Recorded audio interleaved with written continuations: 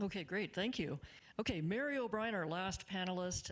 Mary O'Brien began her public lands conservation work in 1981 on alternatives to pesticides after completing a doctorate in pollination biology botany.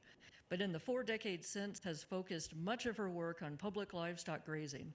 She currently is director of Project 1100 with a goal of ending the permitting of apiaries on BLM and Forest Service lands.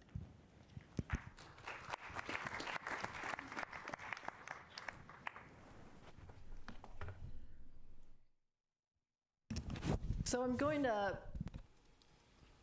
go to a different viewpoint on misinformation, not in contrast to that. We are really grateful for Western Watersheds, for scientists that redo studies, that citizens who read documents very closely. We can't exist as credible objectors to livestock grazing on public lands without that data. We know we also need to communicate with the public that'll say, we're going to limit something because of a jumping mouse.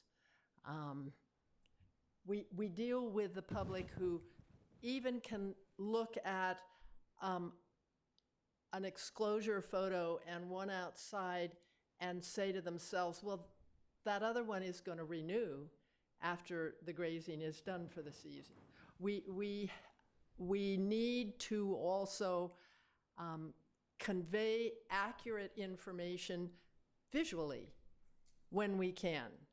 And this was mentioned yesterday in relation to the potential to have good photos, graphics, even art in legal documents at times. So I wanted to just go through some thoughts on the power of visuals. And in preparation for this, the idea is we do know the power of certain visuals, and it's good for you to think about what visuals have made a difference in your life and why did they. Our community has made and can make good visuals about livestock grazing, and always they should be based on accurate sources and science. They should be accurate. So when I went to think of some power visuals that have made a difference in my life, I'm going to show 4 of them. And one is the picture of the 9-year-old running down a street in Vietnam. She has been burned with napalm. That picture made a difference in the opposition to the Vietnam War. Another photo that I remember just thinking off the top of my head is the photo of George Gillette, who was the chair of the Mandan, Hidatsu, and Arikara Nation in the Fort Berthold Reservation in North Dakota when the Secretary of Interior is signing the agreement to sell 1/4 of their reservation to build the Garrison Dam, and the chair of the nation is in tears. That tells something about what can look on paper like a sale, and it tells a story about dams, and it tells a story about where dams are being preferentially placed. When I was in Oregon, this poster was pretty impactful. Already, I was opposed to the clear cutting that was going on, but this statement is really a call to action by quoting Shakespeare and one simple photo. And a fourth one, when coming to Oregon, there's the image that the National Park Service used a lot of a foot coming down on BioCrust and saying, don't bust a crust. There's other ones like this that say, we're alive. And you think that's a very powerful picture of what we're doing to something that's alive, that is truly alive. And you could imagine a similar drawing like this with a cow hoof coming down on the BioCrust. And it was meant by the National Park Service to be clearly impactful for visitors from all nations who may not ever have been in an arid area where BioCrust is essential. So then moving to livestock grazing, we need to remember that our public livestock grazing is part of the larger livestock industry in general. And by focusing to some degree on the larger picture of livestock grazing, it takes away the advantage ranchers may have in the public sentiment about just their particular allotments, and to look at the proportion on Earth of the biomass of all land mammals, and what proportion is livestock, and what proportion is all the other wild animals that still exist, and even humans.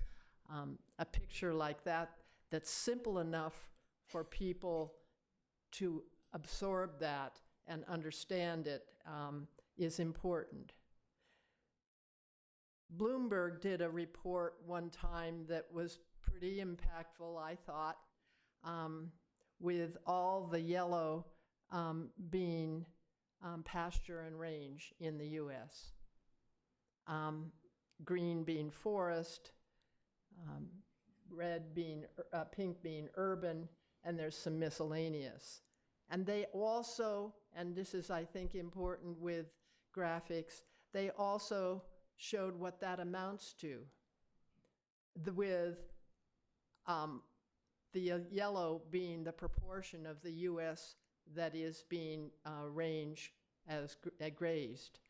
Then the brown is cropland, and another visual they did broke down the cropland so that I think you can see that most of that brown is, much of that brown is, again, livestock feed. So not only the proportion of range, but of grazed lands, but of growing food for cattle, livestock.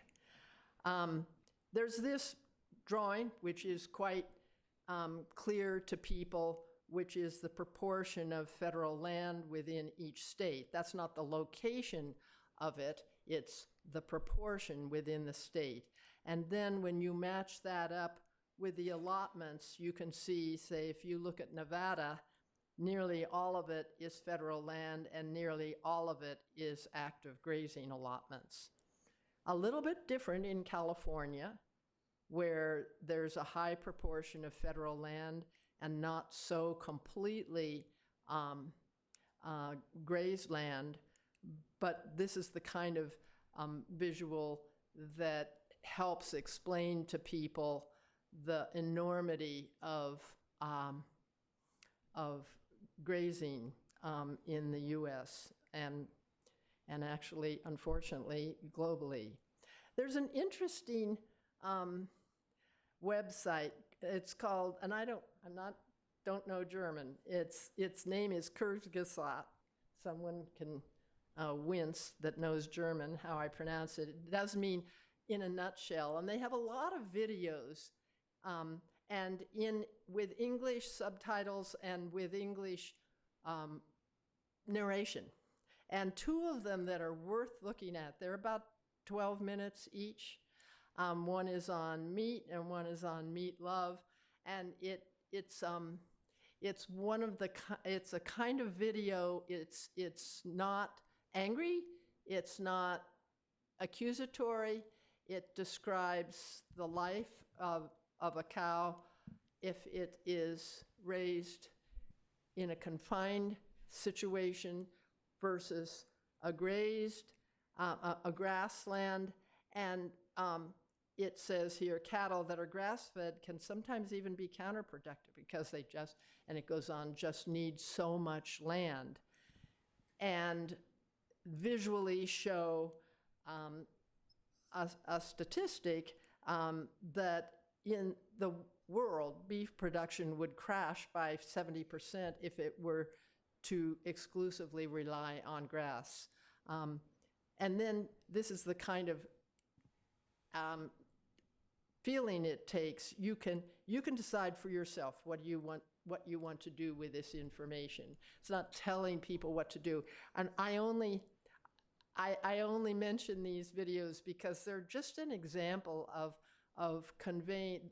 Kurzgesagt is actually quite accurate. They have videos on how black holes exist in the universe and physics and the immune system and how it works, but they're very, very good at conveying information that's accurate and, by extension, countering misinformation in a publicly accessible way. And of course, I think this video, Rewilding a Mountain, which we saw 2 years ago at this conference, is just supreme for its ability to show people the kind of restoration that Dave Strickland is talking about. And hopefully there's a video in the making of your project. But very, I insisted my local, not local, but a district ranger I was working with, made him promise. He wanted me to do something. I made him promise to watch Rewilding a Mountain. Then just as an example, if you say, okay, I'm going to read this sentence and see if you can imagine how you might picture it visually. And this connects with last night's water issue about the Great Salt Lake and alfalfa.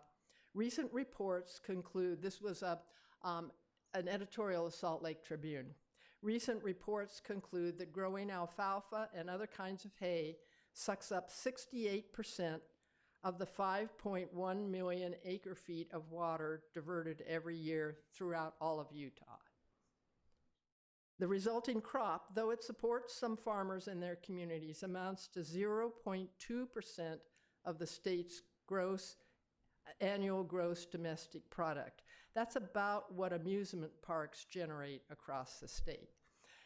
And just as, a kind of a thought piece, it's kind of interesting to think, okay, if I wanted to picture this without words or with only 3 words in the picture, how might I do it? And I think we can do this. I think we can do it locally. And it occurs to me, although I'm going to have to head out for a meeting and have to leave, I'm not going to be working on some of the strategy this evening. It makes me think that there are some possibilities we have. We could create a repository of images and videos and photos that then any of us could use, whether we're talking to a local group or our own, in case of Great Old Broads for Wilderness, our old broadband, that these, we could use it for making posters or whatever.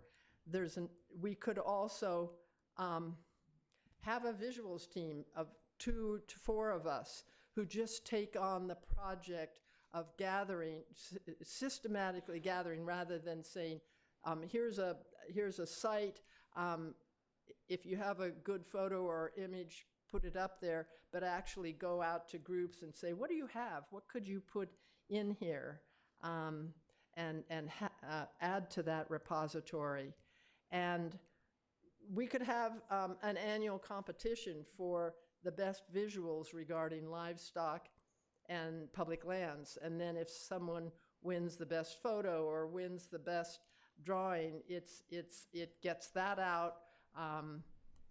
Anyways, there's all kinds of possibilities that we could do, but it's important in this point in time where we're really up against it in agencies doing monitoring, paying attention to data or our data. We're being challenged with NEPA being chipped away, and some of our tools where we do succeed at times with the kind of story that Eric's talking about of challenging misinformation. We have with us the ability to communicate accurate information to the public with impactful, emotionally impactful, and intellectually impactful good information that amounts to refutation of misinformation. Thank you.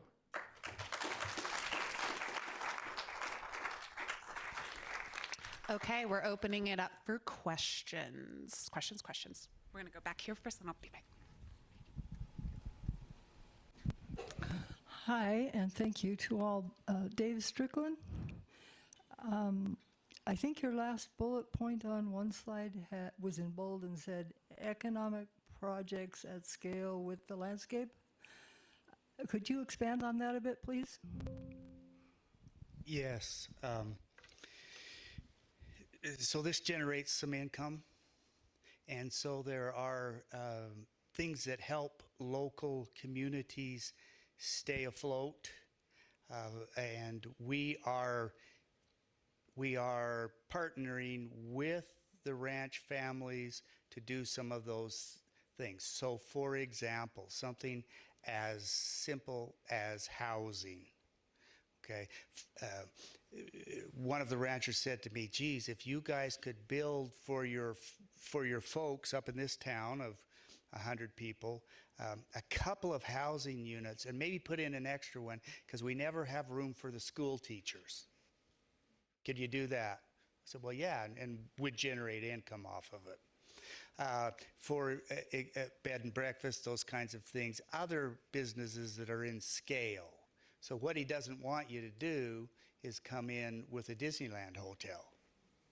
And so those kinds of things in scale. And there are quite a few mom and pop kind of industries for a little curio store that you drive through and get your donut and your coffee and that kind of thing. Those things then provide one family's worth.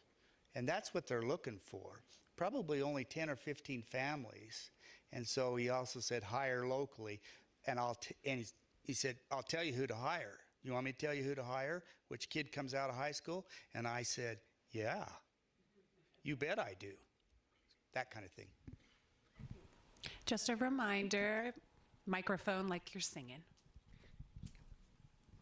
This is also for Dave Strickland. Where are you sourcing the horses that you are using in your rewilding project? Yeah, I appreciate that. The horse world is full of, and I call them affectionately the horse ladies.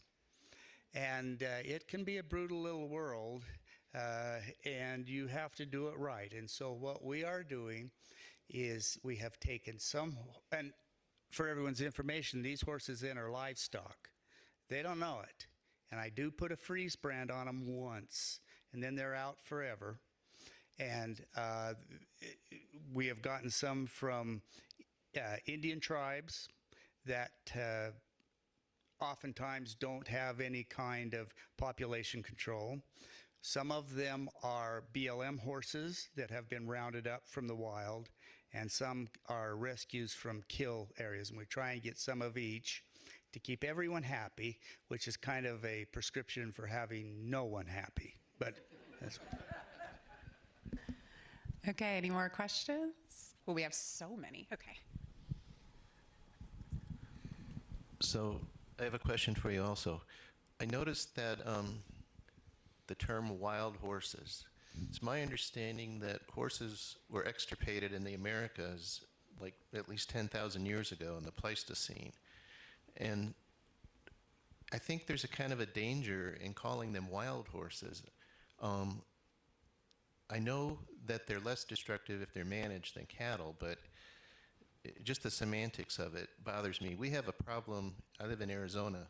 There's a wild horse herd that is along the lower Salt River that is basically denuding the desert and trashing the riparian area along the river.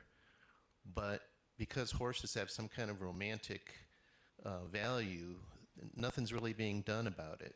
So I just wondered how you felt about the term using wild as for an animal that, in my opinion, is an exotic species.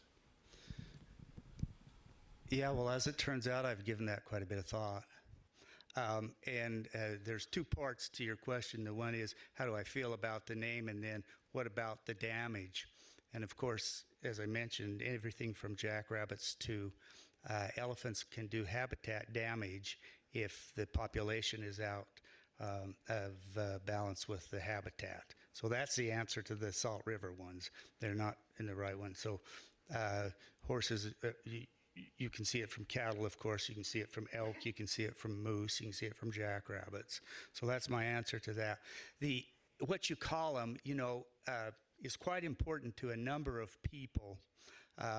And you can call them green Martians if you want to, in my view.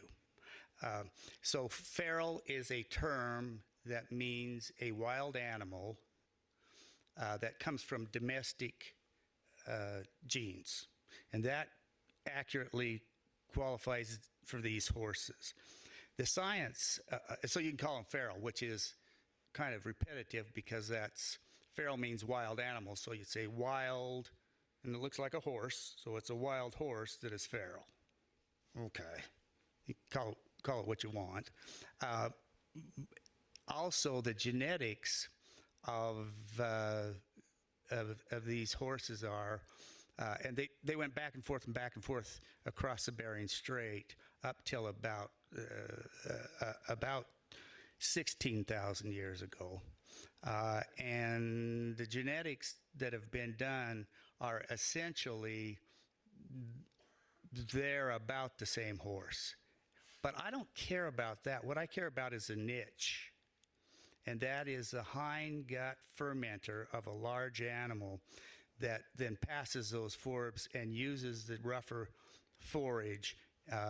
And that niche, and I'm going to talk about empty niches in my second talk. That's what I care about. And they fit that. That's what I want. So I guess in answer to your question, I see it just opposite of what you do. I want that large animal on the landscape that fills that niche. So, yeah. Just a heads up, we have a wild horse panel this afternoon that's going to be, I'm sure, lively. So we're going to keep all of our questions about wild horses to that panel because there will be plenty of discussion, unless it pertains directly to Dave's work. That would be great. Okay. I'm going to go here and I'll head over there.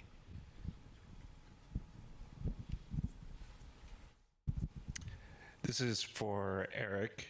So, as a layperson, I look at peer-reviewed science and say, okay, I can trust this.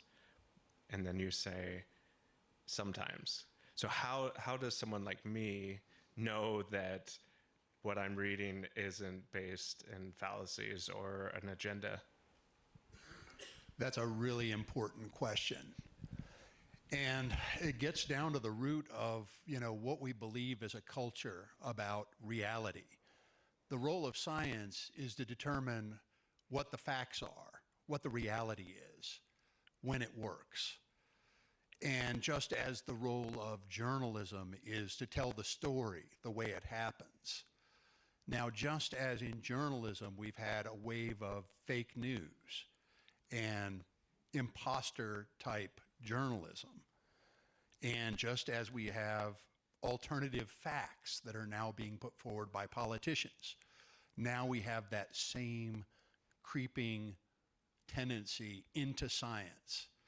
And it makes it really difficult for a member of the public. It makes it very difficult for an advocate, a conservation advocate, because, what we don't want to do is to have the public decide that all science is garbage, because that's not true.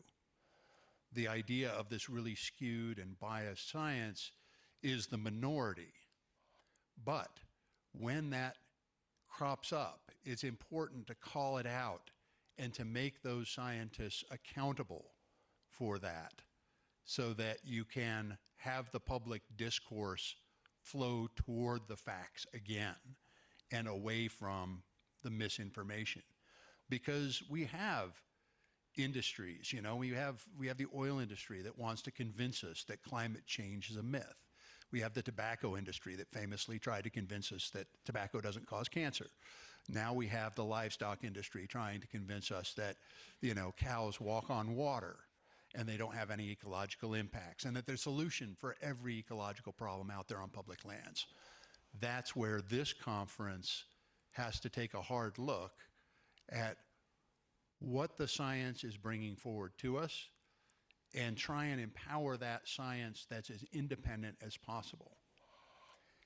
Because if it were true that livestock actually heal the land and that you could have rotational grazing that would fundamentally heal the damage that has happened for the last 150 years of livestock grazing, then organizations like mine would be actively promoting it.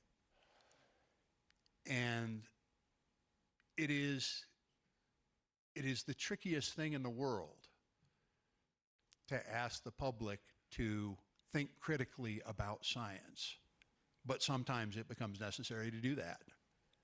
And when it is necessary to do that, I think it creates a kind of a very unusual story that can then get some legs.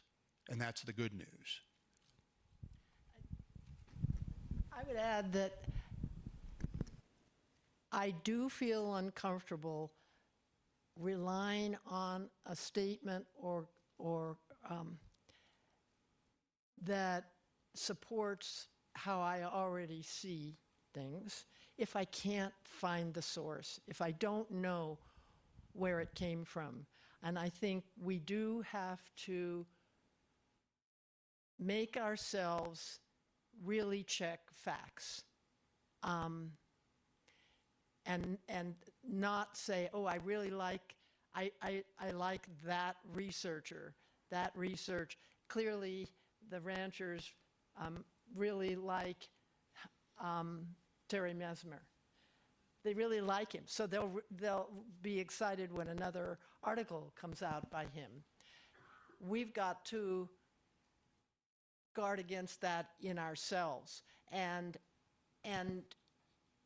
ask a scientist that is at a local university, or ask an organization that is known for relying on facts.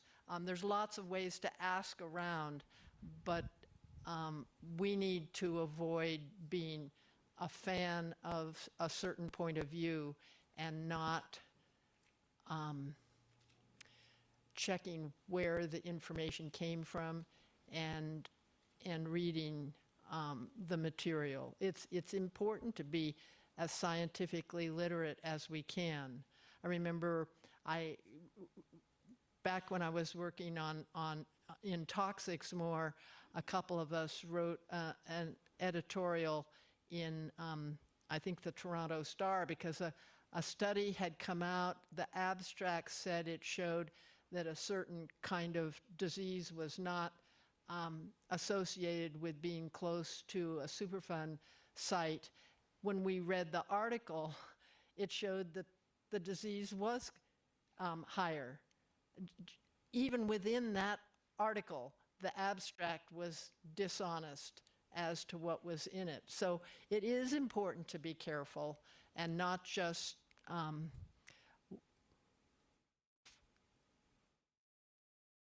want to believe something and then want to have a statement or a quote or a study that supports it.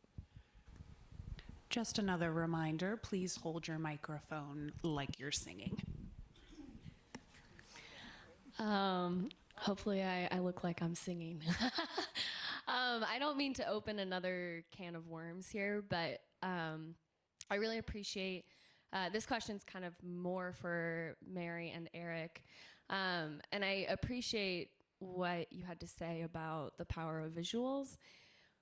I am curious to hear both of your thoughts about AI-generated photos and material, and then also just AI-generated information in general out there these days. And this seems like maybe a follow-up in some ways to the prior question. Well, my first thought is, again, with that third line I had, be accurate. Find out the source of a image. I mean, is the underlying information behind it accurate? I don't quite know what else to say. Maybe you have a lot more to say. Yeah, I'm kind of old school, and I'm a photographer, and I find AI photography a bit threatening because it's, you can create whatever you want. It's a creative process. It's not a documentary process. And so I think it's necessary, if AI photography is used, to label it so that people understand what they're consuming. And similarly, AI is the wave of the future. And I'm probably going to be dragged kicking and screaming into that future, whether I like it or not. But I believe that I'd rather have human-generated thought than artificial intelligence-generated thought, because I am biased, if you will, toward the idea that human logic is in some way maybe slightly different from machine logic. And you might get some non sequiturs if you go through the process of AI-generated either text or photography. And I wonder also if we as conservationists, throw everything into an AI-generated, let's say we're writing comments on a dam project, and we ask the AI we feed in the environmental assessment and ask the AI to write comments. Doesn't that become predictable? And then can't the agency go through that exact same exercise and predict where we're going with it, and then cut us off at the pass, rendering the entire NEPA process somewhat a charade? It's a bit scary.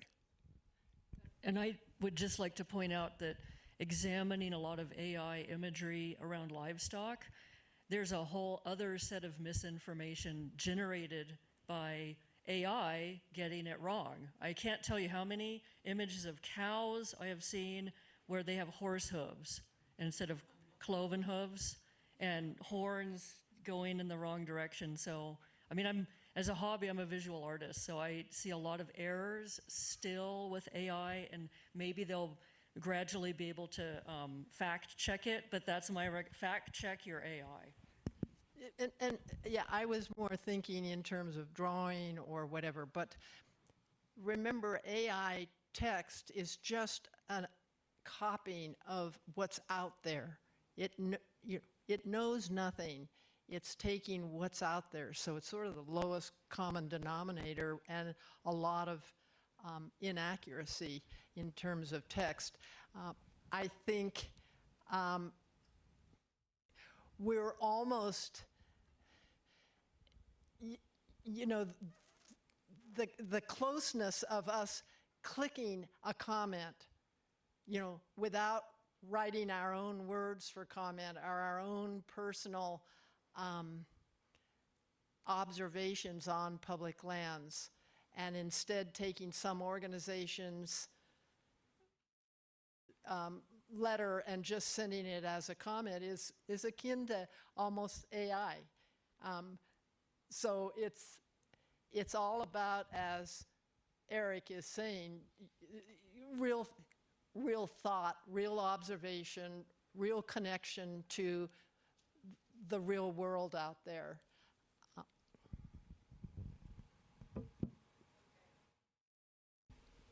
Grace, can I take 10 seconds? Oh, yeah, go ahead. I wanted to thank the gentleman in the second row there for the question, and I wanted to amend my answer a little bit. And everything I said, and damage by horses isn't acceptable either. Yeah, so yeah, it's not, that should be taken care of.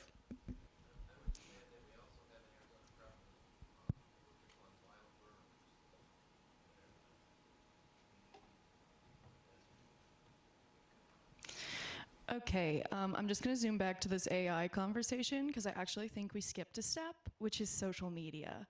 Social media is the biggest vector for misinformation, and I do understand that a lot of what you guys were talking about is like a lot higher level misinformation, but the reality is, to make our environmental vision possible in the United States, we need the general public to understand and be on board, and they're getting their information from social media. So I just wanted to hear from you folks on like what your thoughts are on how you use or engage with social media to combat misinformation, or if this is something you've never considered before. Well, yeah, Western Watersheds Project has a very active social media presence, and I'm personally on social media. I mean, you know, everything: Facebook, Threads, X, Blue Sky, Instagram. Not TikTok, sorry, I can't do it all, but no, I agree with you that that's like, there's tons of misinformation out there, and I do try to, even in my personal page, say, you know, this is what an overgrazed livestock pasture looks like. And I'll put my own photographs out there all the time and just try to educate people. And, you know, I've gotten kind of a following and people thanking me for saying, oh, we didn't even know what biological soil crust was. So I think that is really important. And I'm sure other people here have some comments. Yeah, in addition, you know, all social media is storytelling. And all environmental advocacy is storytelling. All legal brief writing is storytelling. All lobbying is storytelling. So this gets to the very basic nut of what it means to be an advocate for lands or for wildlife.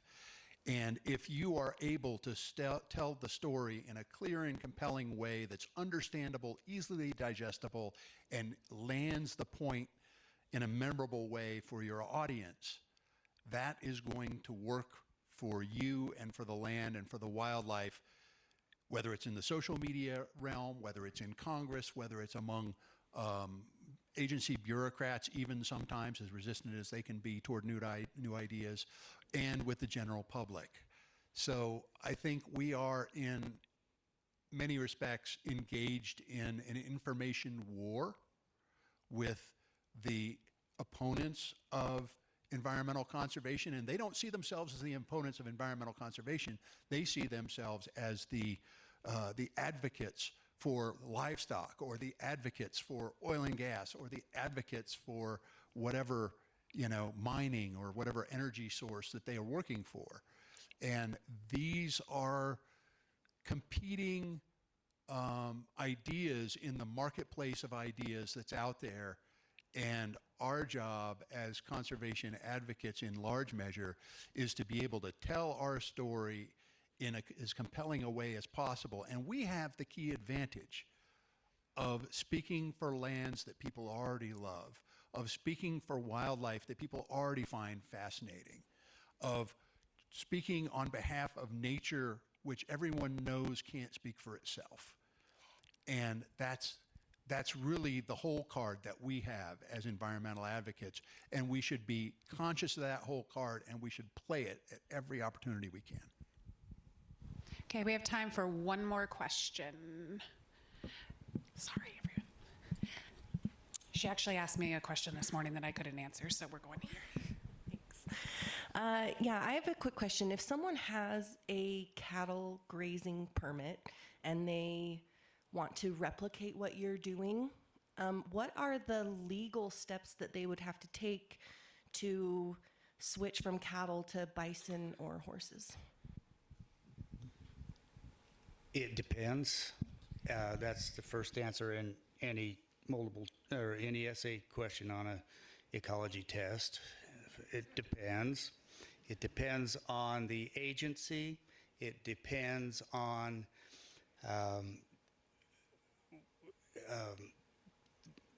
the manager that's there. It is legal. You do have to change the class of livestock, and you then have to abide by some rules for it being livestock, and then you have to go through the public process, NEPA, generally, and that can be different and interpreted differently, and it has been just between the Forest Service and BLM and the allotments border. So it's a difficult thing, but it is possible, has been done.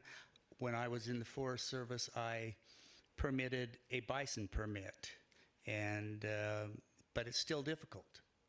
Okay, so yes, it is doable. You need someone who knows what they're doing, and you better be prepared for some time. All right, can everyone give a round of applause for our panelists? And we are breaking now.